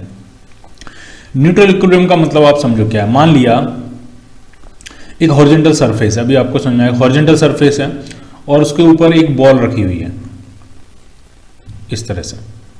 ठीक, अब आप मुझे ये बताओ, अगर मैं ये बॉल रेस्ट में है, इसमें नेट फोर्स जीरो होगा डेफिनेटली, नीचे mg लग रहा होगा, ऊपर नॉर्मल रिएक्शन लग रहा होगा, नेट फोर्स इस पर जीरो होगा, तभी ये रेस्ट में है तो इक्विलिब्रियम है। ठीक, अब न्यूट्रल इक्विलिब्रियम कैसे चेक करेंगे, तो अगर आप इसको अब इसकी इक्विलिब्रियम पोजीशन से थोड़ा सा डिस्प्लेसमेंट दो, किसी भी डायरेक्शन में इस तरफ डिस्प्लेसमेंट दिया, मान लिया अभी बॉल यहां आ गई, तो क्या ये वापस अपनी इक्विलिब्रियम पोजीशन पे या वापस प्रीवियस पोजीशन पे जाने की कोशिश करेगी, नहीं करेगी। यानी यहां पे अगर आ गई तो यहां पे भी वो रेस्ट में हो जाएगी, यानी ये नई इक्विलिब्रियम पोजीशन हो जाएगी उसकी। इसी तरह से अगर आप इसको पीछे शिफ्ट करते हैं, सिंस हॉरिजॉन्टल सरफेस है, तो जिस पॉइंट पे इसको रख के छोड़ दोगे वो वहीं के वहीं रुक जाएगी। तो जब इस तरह की इक्विलिब्रियम होती है इसको कहते हैं हम न्यूट्रल इक्विलिब्रियम। जो बॉडी है वो वापस आने की कोशिश कर रही है ना आगे जाने की कोशिश कर रही है, जिस पॉइंट पर रख दिया वो वहीं के वहीं रुक जा रही है। तो ये क्या है, आपकी न्यूट्रल इक्विलिब्रियम का एक एग्जांपल है। ठीक, अब जरा स्टेबल इक्विलिब्रियम पे आते हैं। स्टेबल इक्विलिब्रियम क्या होगा, मान लिया एक वेल है,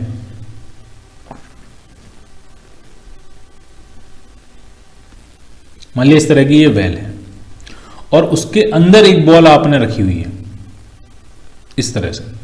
तो अभी बॉल रेस्ट में है, रेस्ट का मतलब net force zero, net force zero का मतलब इक्विलिब्रियम है, इक्विलिब्रियम तो है ये। अब स्टेबल कैसे चेक हुआ, तो ढंग से समझो। अगर मैं इसको अपनी इस पोजीशन से थोड़ा सा इधर शिफ्ट कर दूं तो ये बॉल क्या करेगी, तुरंत अपनी पोजीशन पे वापस आने की कोशिश करेगी। तो रीस्टोरिंग फोर्स उसको वापस प्रीवियस पोजीशन पे लेके जा रहा है। अगर आपने इसको इस तरफ शिफ्ट किया होता तो रीस्टोरिंग फोर्स उसको वापस इस तरफ अपनी प्रीवियस पोजीशन पे लेके जाएगा। तो जब इस तरह का इक्विलिब्रियम होता है इसको हम कहते हैं स्टेबल इक्विलिब्रियम। अगर आप सिस्टम को थोड़ा सा डिस्टर्ब करो, ये बॉल तो सिर्फ एक एग्जाम्पल है, सिस्टम कुछ भी हो सकता है, कैसा भी रैंडम सिस्टम हो सकता है, उसका एक कॉन्फ़िगरेशन है। इस कॉन्फ़िगरेशन में इसमें नेट फोर्स जीरो है। अब आपने इसको थोड़ा सा डिस्टॉर्ट किया, थोड़ा सा डिस्टर्ब किया, तो ये वापस अपनी मीन पोजीशन, वापस अपनी प्रीवियस स्टेट में जाने की कोशिश करता है अगर, तो वो इक्विलिब्रियम कैसी होगी, स्टेबल इक्विलिब्रियम। ठीक, अनस्टेबल इक्विलिब्रियम कैसी होगी, तो उसका अगर एक एग्जांपल दें हम,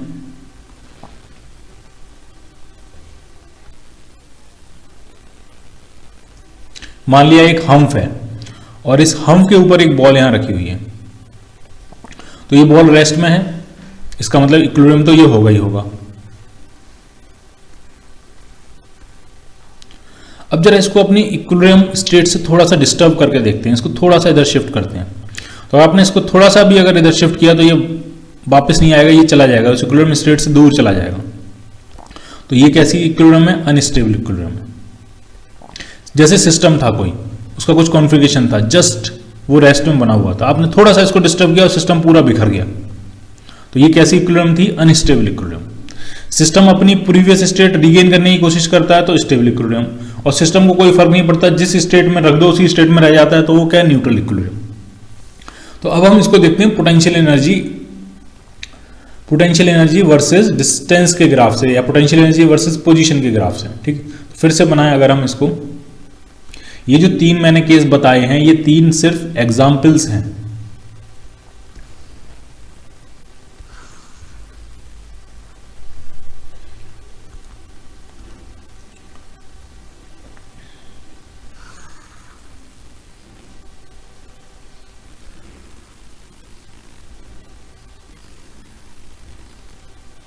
मान लिया ये ग्राफ दिया है आपको,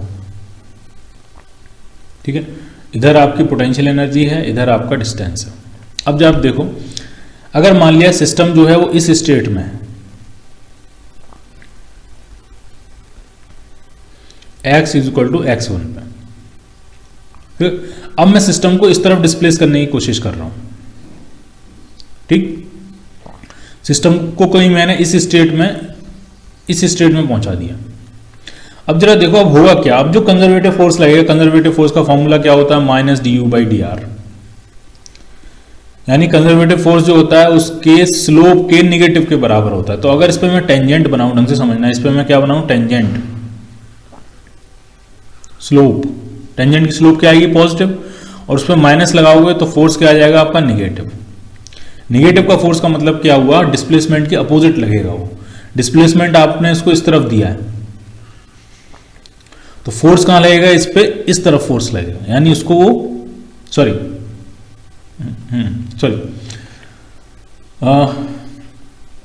इसको फिर से देखते हैं दोबारा से, ढंग से समझना आपको इसको।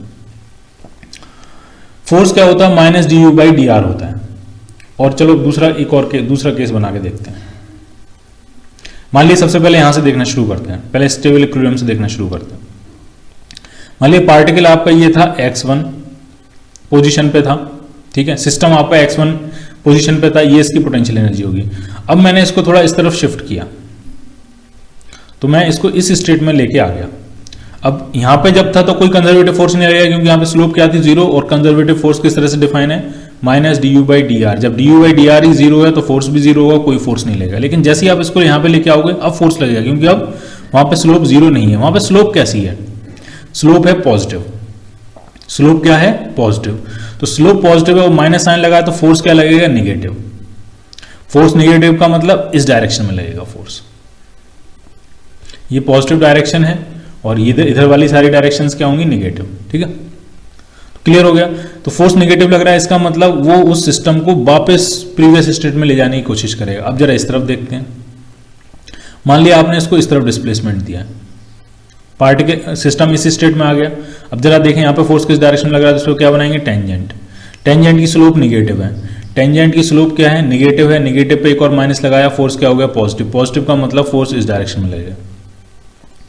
तो अगर इस तरह का ग्राफ है तो यहां पे साफ पता लग रहा है कंजर्वेटिव जो फोर्स लग रहा है इस पोटेंशियल एनर्जी के करस्पॉन्डिंग, वो कंजर्वेटिव फोर्स उसको बार बार अपनी मीन पोजीशन पे ले जाने की कोशिश कर रहा है, चाहे आप उसको किस तरफ भी डिस्प्लेस करो।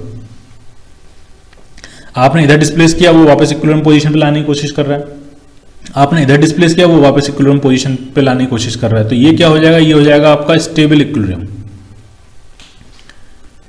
ठीक, अब जरा यहां पे देखते हैं, मान लिया सिस्टम यहाँ पे था, इस स्टेट में था, यहाँ पे नेट फोर्स क्या होगा, जीरो, क्योंकि स्लोप जीरो है, स्लोप जीरो है तो नेट फोर्स जीरो, यानी इक्विलिब्रियम पोजीशन तो है। अब जरा हम इसको थोड़ा इस तरफ आगे की तरफ थोड़ा शिफ्ट करते हैं। जब आप इसको थोड़ा आगे की तरफ शिफ्ट करोगे तो सिस्टम आपका इस स्टेट में पहुंचेगा।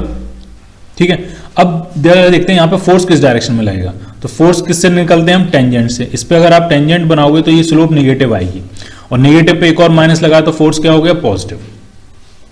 पॉजिटिव फोर्स मतलब इस डायरेक्शन में फोर्स लगेगा, ये पॉजिटिव डायरेक्शन है। इसका मतलब जिधर डिस्प्लेसमेंट दिया उधर ही फोर्स लग गया, तो क्या ये वापस आएगा, ये वापस नहीं आएगा, ये चला जाएगा। तो ये जो पोजीशन हुई, ये किसकी पोजीशन हुई, आपकी अनस्टेबल इक्विलिब्रियम की। ये किसकी पोजीशन हुई, आपकी अनस्टेबल इक्विलिब्रियम की पोजीशन। ठीक, ये पोजीशन किसकी हुई, स्टेबल इक्विलिब्रियम की पोजीशन। तो अगर आपको किसी भी सिस्टम का potential energy versus position graph है अगर आपके पास, तो आप तुरंत आइडेंटिफाई कर सकते हो कि कौन सी पोजीशन स्टेबल इक्विलिब्रियम होगी, कौन सी अनस्टेबल इक्विलिब्रियम होगी। जहां पे पीक जैसा बन रहा है, हम्प जैसा बन रहा है, वो सारी क्या होंगी, अनस्टेबल इक्विलिब्रियम। और जहां पे आपकी, यहां पे कुछ इस तरह से कर्व्ड है, नीचे की तरफ कर्व्ड है, तो वो क्या हो जाएंगी, सारी स्टेबल इक्विलिब्रियम। ठीक है, न्यूट्रल इक्विलिब्रियम कब होगा, न्यूट्रल इक्विलिब्रियम तब होगा जब पोटेंशियल एनर्जी वर्सेस डिस्प्लेसमेंट या potential energy versus position graph जो है वो स्ट्रेट लाइन हो। अगर स्ट्रेट लाइन में पार्टिकल इस स्टेट में है, यहाँ पे भी नेट फोर्स जीरो, सिस्टम इस स्टेट में अगर आपने पहुंचा दिया तो यहाँ पे भी नेट फोर्स जीरो, वो वापस जाने की कोशिश नहीं करेगा, वो वहीं के वहीं रुका रहेगा। तो जब स्ट्रेट लाइन होगा तो हर जगह हर पोजीशन पे नेट फोर्स जीरो, सारी पोजीशन इक्विलिब्रियम की पोजीशन है, तो ये क्या होगा, न्यूट्रल इक्विलिब्रियम। क्लियर। अब हम कुछ कंसेप्चुअल पॉइंट्स डिस्कस करेंगे। तो पहला कंसेप्चुअल जो पॉइंट आया वो ये है, एक सिचुएशन दी है इसमें आपको, when you lift a box from the floor and put it on the अलमीरा, ऑन एन अलमीरा। ठीक है, एक बॉक्स है, ठीक है, एम मास का बॉक्स है, उसको ग्राउंड से, फ्लोर से लिफ्ट करके अलमीरा के ऊपर हमने रख दिया, मान लिया। ठीक, the potential energy of the box increases, बिल्कुल ठीक है। अगर ये h हाइट पे ये अलमीरा है तो उसकी बॉक्स की पोटेंशियल एनर्जी इंक्रीज हो गई होगी, किस अमाउंट से इंक्रीज हो गई होगी, mgh से। ठीक, अगर हम सरफेस को क्या माने, रेफरेंस, ग्राउंड सरफेस को हम क्या मानते हैं, रेफरेंस। तो ग्राउंड पे जब थी तो पोटेंशियल एनर्जी कितनी थी, जीरो, और जब h हाइट पे पहुंच जाएगी तो पोटेंशियल एनर्जी कितनी हो जाएगी, mgh। तो कितनी पोटेंशियल एनर्जी उसकी इंक्रीज कर गई, mgh के अमाउंट से। ठीक, but there is no change in its kinetic energy, लेकिन काइनेटिक एनर्जी में कोई चेंज नहीं हुआ। जब ग्राउंड पे रखा था तब भी काइनेटिक एनर्जी कितनी थी, जीरो। जब आपने अलमीरा के ऊपर रख दिया होगा तब भी काइनेटिक एनर्जी उस बॉक्स की कितनी होगी, जीरो। काइनेटिक एनर्जी में कोई चेंज नहीं हुआ। पोटेंशियल एनर्जी बढ़ गई, काइनेटिक एनर्जी में कोई चेंज नहीं हुआ। Is it A violation of conservation of energy, क्या ये कंजर्वेशन ऑफ एनर्जी का वायलेशन है? पोटेंशियल एनर्जी इंक्रीज हो रही है, काइनेटिक एनर्जी में कोई चेंज नहीं हो रहा है, तो क्या mechanical energy, conservation of mechanical energy का वायलेशन है? नहीं है। क्यों? क्योंकि कंजर्वेशन ऑफ मैकेनिकल एनर्जी हम सिर्फ तब लगाते हैं जब सिस्टम में सिर्फ कौन से फोर्सेज लग रहे हो, सिर्फ और सिर्फ कंजर्वेटिव फोर्सेज लग रहे हो, बाकी अदर फोर्सेज का वर्क डन क्या हो, जीरो। अब जब आप इसको ऊपर उठा रहे होगे, ऊपर लेके जा रहे होगे, तो इस पर दो फोर्स लग रहे होंगे। एक तो एक्सटर्नल एजेंट का फोर्स होगा जो कि इसको ऊपर उठा रहा है, और दूसरा उसका क्या होगा, वेट, mg। तो mg तो कंजर्वेटिव फोर्स है, इसमें कोई डाउट नहीं है, लेकिन जो एक्सटर्नल एजेंट का फोर्स है ये कोई कंजर्वेटिव फोर्स नहीं है। ठीक, तो इस केस में मैकेनिकल एनर्जी कंजर्वेशन लागू ही नहीं होगा, अलाउ ही नहीं होगा, क्योंकि सिस्टम पे सिर्फ और सिर्फ क्या लगने चाहिए, कंजर्वेटिव फोर्सेस लगने चाहिए, और बाकी सभी फोर्सेस का वर्क डन क्या होना चाहिए, जीरो होना चाहिए। तब सिस्टम की इनिशियल मैकेनिकल एनर्जी और फाइनल मैकेनिकल एनर्जी बराबर होती है। इस केस में बाकी सभी फोर्सेस का वर्क डन जीरो नहीं है, क्योंकि एक्सटर्नल फोर्स लग रहा है और इसका वर्क डन है, ठीक, इसलिए कंजर्वेशन ऑफ एनर्जी इसमें फॉलो करेगा ही नहीं। इन जनरल अगर हम देखें तो इसकी पोटेंशियल एनर्जी इंक्रीज कर रही है, तो ये पोटेंशियल एनर्जी इंक्रीज कर रही है, ये आ कहां से रही है एक्स्ट्रा पोटेंशियल एनर्जी, तो एक्स्ट्रा पोटेंशियल एनर्जी आ रही है इस एक्सटर्नल एजेंट के वर्क डन से। जितना ये एक्सटर्नल एजेंट वर्क करेगा उतनी ही सिस्टम की पोटेंशियल एनर्जी इंक्रीज कर जाएगी। कंजर्वेशन ऑफ एनर्जी वॉलेट नहीं हुआ है, कोई इस पे क्या कर रहा है, वर्क कर रहा है, और जितना अमाउंट वो वर्क करेगा उतनी ही सिस्टम की पोटेंशियल एनर्जी क्या कर जाएगी, इंक्रीज कर जाएगी। Clear. Next conceptual point, A particle is release from the top of an incline of height h। एक पार्टिकल है, एक ऑब्जेक्ट है, उसको रिलीज किया जा रहा है इंक्लाइन प्लेन के टॉप से, जिसकी हाइट कितनी दी है आपको, h। Does the kinetic energy of the particle at the bottom of the incline plane depend on the angle of incline. ये पूछ रहे हैं जब ये अपने बॉटम पे पहुंचेगा ये ऑब्जेक्ट, तब इसके पास जो काइनेटिक एनर्जी होगी, क्या वो इस बात पर डिपेंड करेगी कि ये एंगल कितना है, ये एंगल थीटा, ये एंगल कितना है, क्या ये इस पर डिपेंड करेगी? तो जरा सबसे पहले चेक करते हैं। कुछ नहीं दिया है तो मान लिया सरफेस क्या है, स्मूथ है, ठीक।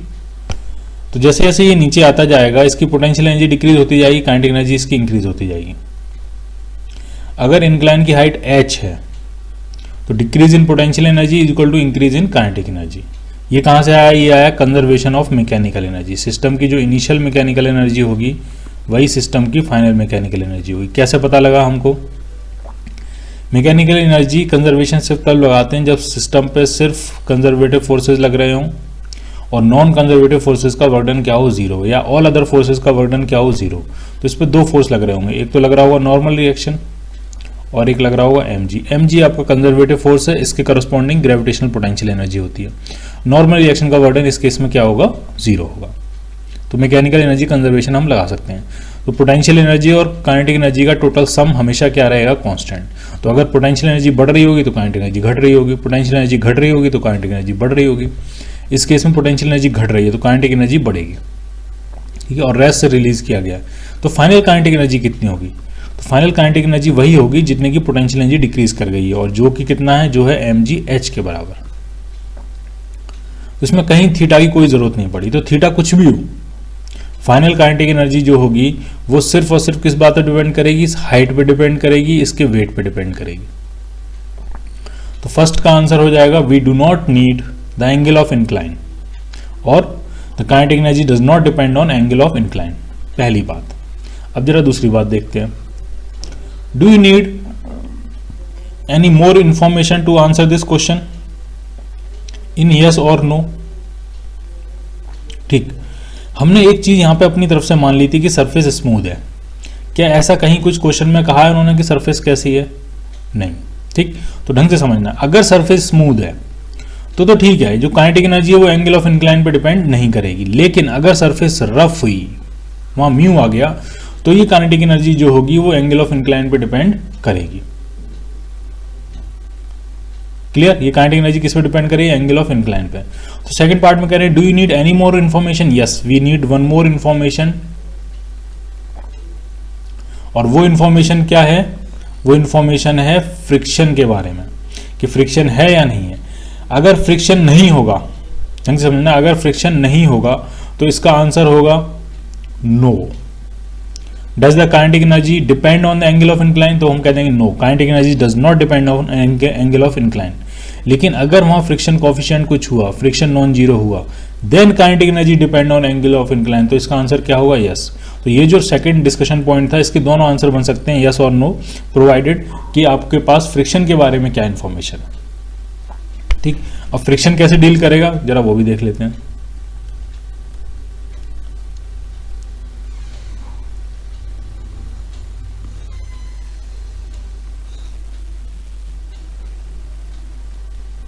अगर फ्रिक्शन है वहां पे तो काइनेटिक एनर्जी कैसे डिपेंड करेगी? जब ये नीचे की तरफ स्लाइड कर रहा होगा तो फ्रिक्शन फोर्स पे पीछे की तरफ लग रहा होगा, कितना? तो होगा mu m g cos theta, kinetic friction. तो फ्रिक्शन फोर्स कितना लगेगा आपका, mu m g cos theta. ठीक है, अब जरा यहाँ से लेकर यहाँ तक हम वर्क एनर्जी थ्योरम लगाते हैं। Work done by all the forces is equal to क्या होता है, change in kinetic energy. Change का मतलब final minus initial. Final kinetic energy मान लेते हैं के, और इनिशियल काइनेटिक एनर्जी कितनी थी आपकी, 0। तो ये हो जाएगा के माइनस 0। कौन कौन से फोर्स वर्क कर रहे हैं, तो क्या कौन कौन से लग रहे हैं उस पर फोर्स, एक तो एम जी लग रहा है, एक फ्रिक्शन लग रहा है, एक नॉर्मल रिएक्शन लग रहा है, इज इक्वल टू के। ठीक, हमें सिर्फ ये हाइट h दी थी। एम जी का वर्क कितना होगा, तो ये नीचे की तरफ आ रहा है, फोर्स एम जी नीचे की तरफ लगता है एम जी, और डिस्प्लेसमेंट भी नीचे की तरफ हो रहा है, तो वर्क डन कितना हो जाएगा, m g h plus m g h. Friction का वर्क डन कितना होगा, तो फ्रिक्शन फोर्स लग रहा है ऊपर की तरफ, डिस्प्लेसमेंट हो रहा है नीचे की तरफ, तो फ्रिक्शन फोर्स का वर्क डन जो भी होगा नेगेटिव होगा। कितना होगा, फोर्स कितना है, mu m g cos theta. और ये डिस्प्लेसमेंट कितना होना है, यहाँ से लेकर ये पूरा यहाँ तक आएगा, कितना डिस्प्लेसमेंट होगा, तो ये एंगल थीटा है, ये एच है। ये अगर हम निकालें एच के टर्म्स में तो ये आ जाएगा H by sine theta. Trigonometry आप लगा सकते हो। तो ये जो सरफेस की जो लेंथ होगी वो कितनी होगी, एच बाई साइन थीटा।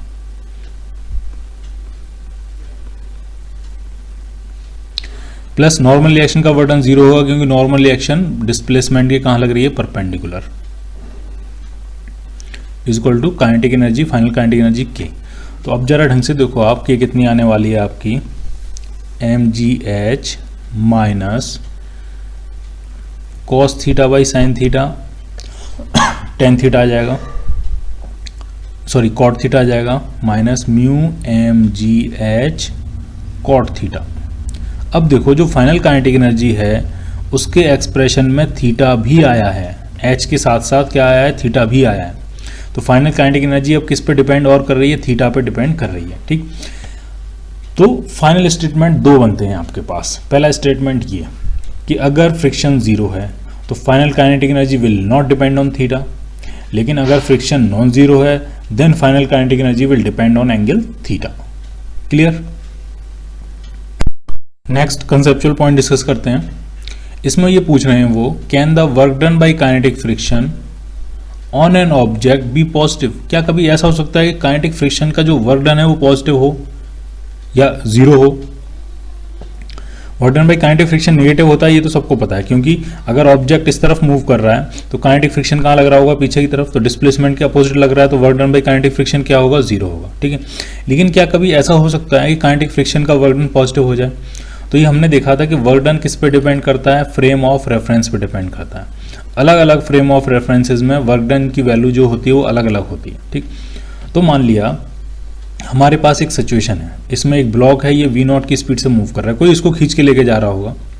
ठीक है, तो t टाइम में ये कितना मूव कर जाएगा, कहीं यहाँ तक पहुँच जाएगा, कितना डिस्प्लेसमेंट ले लेगा t टाइम में, तो उसका डिस्प्लेसमेंट होगा v0 into T. Constant velocity से आगे मूव कर रहा है, सरफेस रफ है, मास इसका m है। ठीक है, तो फ्रिक्शन फोर्स कहाँ लग रहा होगा, काइनेटिक फ्रिक्शन कहाँ लग रहा होगा, पीछे की तरफ। अगर कोई ऑब्जर्वर ग्राउंड पे खड़ा है तो वो ये कहेगा कि फ्रिक्शन फोर्स लग रहा है पीछे, लेकिन ब्लॉक का डिस्प्लेसमेंट हो रहा है आगे, फोर्स और डिस्प्लेसमेंट में 180 डिग्री एंगल है, तो work done by friction force, work done by kinetic friction force क्या होगा, निगेटिव होगा। लेकिन अगर कोई ऑब्जर्वर जो है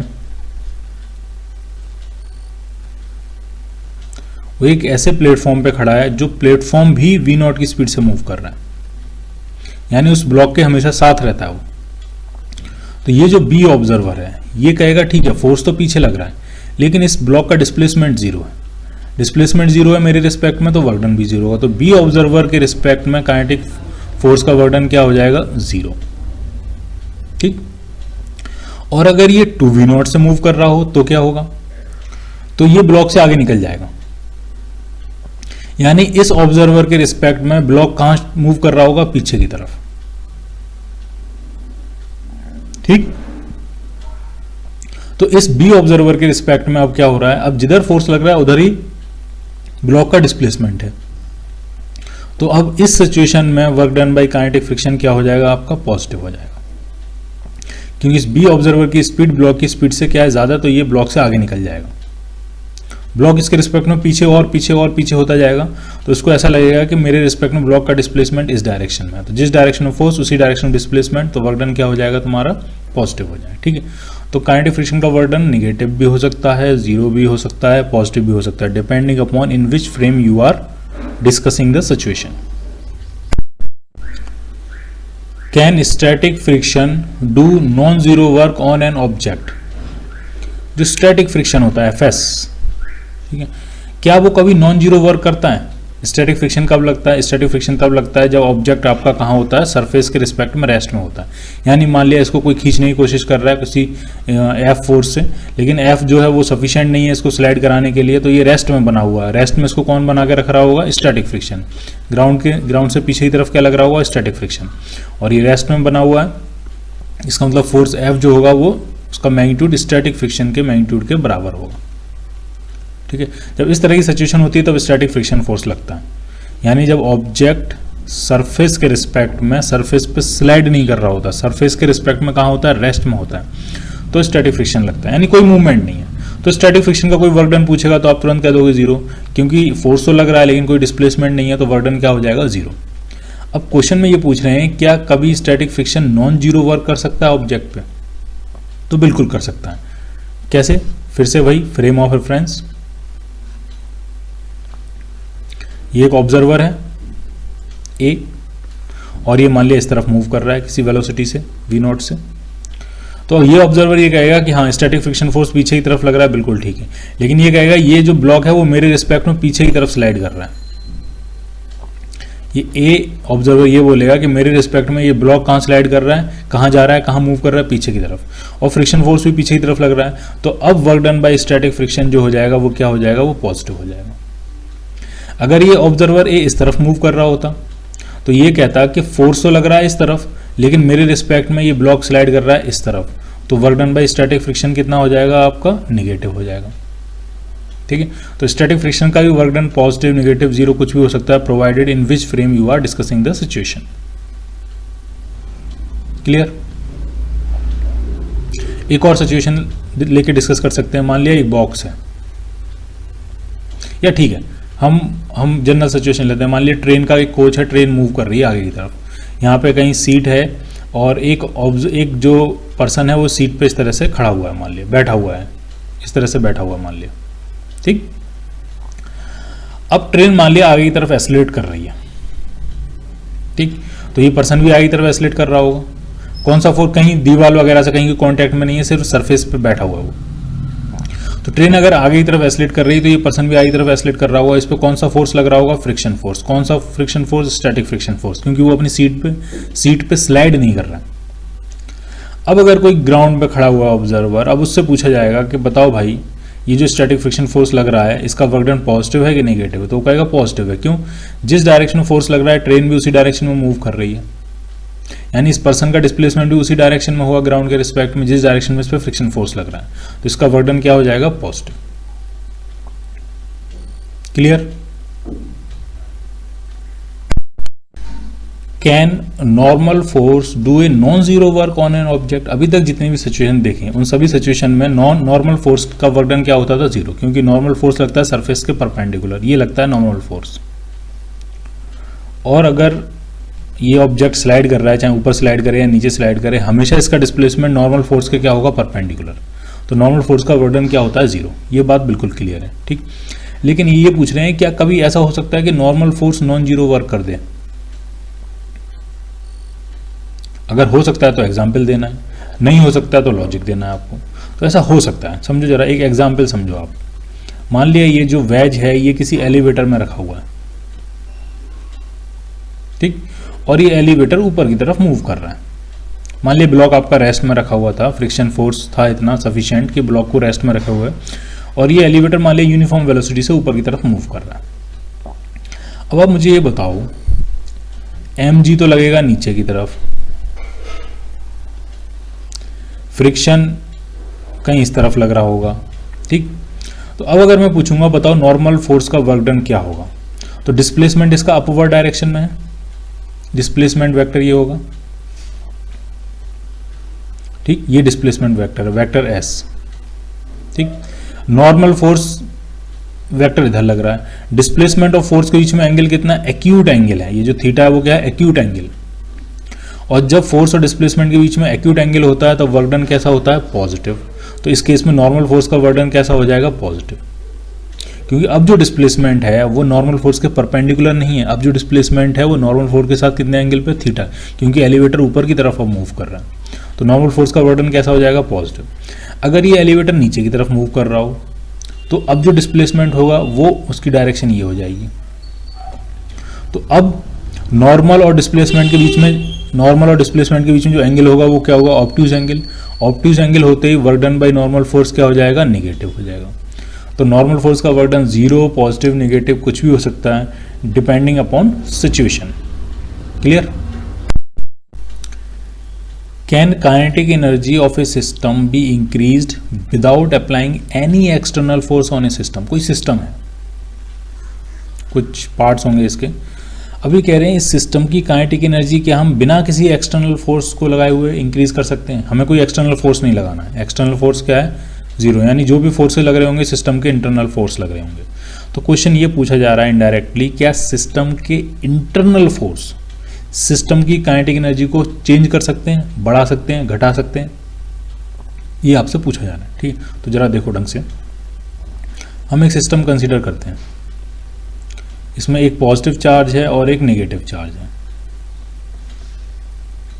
ठीक, ये आपका पूरा एक सिस्टम है। तो उन पे जो फोर्स लग रहा होगा कोई एक्सटर्नल फोर्स नहीं है, सिर्फ जो फोर्स लग रहा होगा वो इंटरनल फोर्स होगा, और वो कौन सा होगा, इलेक्ट्रोस्टैटिक फोर्स होगा। मान लिया ग्रेविटी का फोर्स अभी हम नेग्लेक्ट कर रहे हैं, ग्रेविटी का फोर्स भी अट्रैक्शन का ही फोर्स होगा, इलेक्ट्रोस्टैटिक फोर्स भी क्या, अट्रैक्शन का फोर्स होगा। अभी इस सिस्टम की काइनेटिक एनर्जी क्या है, 0, सब कुछ रेस्ट में है। अब रेस्ट से हमने रिलीज किया इसको, तो ये फोर्स लग रहा है अट्रैक्शन का, ये भी फोर्स लग रहा है अट्रैक्शन का, ये ऑब्जेक्ट इस तरफ मूव करेगा, ये ऑब्जेक्ट इस तरफ मूव करेगा। कुछ टाइम के बाद ये दोनों कहीं यहाँ आ चुके होंगे और ये किसी ना किसी स्पीड से मूव कर रहे होंगे, क्योंकि फोर्स लग रहा है, जिधर फोर्स है उधर ही क्या हो रहा है, डिस्प्लेसमेंट हो रहा है। वर्क डन पॉजिटिव है, वर्क डन पॉजिटिव है तो काइनेटिक एनर्जी इंक्रीज करेगी। तो अब फाइनल सिस्टम की जो काइनेटिक एनर्जी है अब वो 0 नहीं है, सिस्टम की काइनेटिक एनर्जी इंक्रीज हो चुकी है। क्या सिस्टम पे कोई एक्सटर्नल फोर्स लग रहा है? नहीं, सिस्टम पे एक्सटर्नल फोर्स अब भी क्या है, 0 है। तो सिस्टम के जो इंटरनल फोर्स होते हैं वो सिस्टम की काइनेटिक एनर्जी को चेंज कर सकते हैं। ठीक, तो can the kinetic energy of system be increased without applying external force? Yes, internal force are capable of increasing और decreasing kinetic energy. Clear? Is work energy theorem valid in non inertial frames? क्या होती थी work energy theorem? Work done by all the forces, internal, external, conservative, non conservative, is equal to change in kinetic energy. क्या ये non inertial frame में भी valid होती है? तो अगर इसका आंसर यस और नो में पूछा जाएगा तो इसका आंसर होगा no. Work energy theorem is not valid in non inertial frames, but we can make it valid. कैसे? Work done by all the forces में हम किसका वर्क डन और ऐड कर दें, सूडो फोर्स का वर्क डन अगर हम और ऐड कर देते हैं तो वर्क एनर्जी थ्योरम जो है वो नॉन इनिशियल फ्रेम में भी वैलिड हो जाती है। जैसे Newton second law non initial frame में वैलिड नहीं होता, लेकिन हम उसको वैलिड बना देते हैं। कैसे? हम सूडो फोर्स एक्ट करते हैं। ठीक है, एक एक्स्ट्रा फोर्स, एक हाइपोथेटिकल फोर्स, एक नॉन रियल फोर्स, एक ट्रिक लगाते हैं, उसमें क्या करते हैं हम, ये एक्स्ट्रा फोर्स ऐड कर देते हैं। वो रियलिटी में कोई फोर्स नहीं है, सूडो नाम है उसका, सूडो फोर्स, फेक फोर्स है वो। ठीक है, इसी तरह से अगर वर्क एनर्जी थ्योरम को नॉन इनिशियल फ्रेम में भी एप्लीकेबल बनाना है तो हम इसमें क्या करेंगे, work done bye pseudo force भी इसमें हम ऐड कर देंगे। लेकिन अगर कोई मुझसे इसका आंसर यस और नो में पूछेगा तो मैं कहूँगा नो, क्योंकि वो तो एक ट्रिक है। रियलिटी में तो कोई सूडो फोर्स होता ही नहीं है, तो रियलिटी में वर्क एनर्जी थ्योरम फिर नॉन इनिशियल फ्रेम के लिए वैलिड नहीं होगी।